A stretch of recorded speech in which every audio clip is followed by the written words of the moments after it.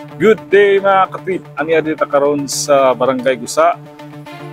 So mo ni siyang CDO Coastal Road Extension Phase 2. Mo ni siya ang starting point sa Phase 2 paingon sa Puerto.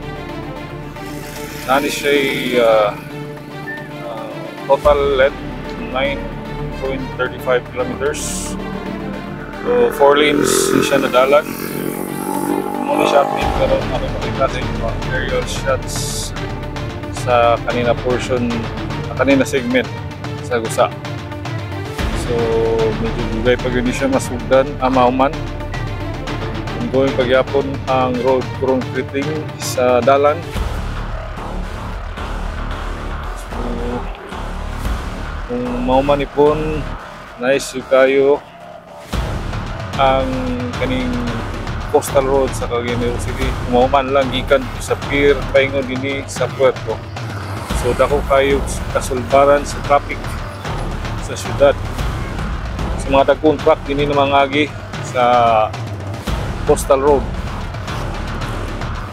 So makita dinhi mga kapit inani kabaga ang ilang simento dinhi sa dalan. Murag busi man ni. Kita kayo. So quality po ang pagkasiminto ning dalana. So makita po ang crawler crane dinhi mga katip na posible sugdan na construct ang coastal bridge dining Dapita paingon dito Tabok. So kabalo man gyud ta na dili ni siya pareha sa Davao, nadali ra kay nauman kay tungod kay JICA funded man to. Parehas sa atong CDO River Boulevard, dadali ra kay nauman 2 to 3 years uman.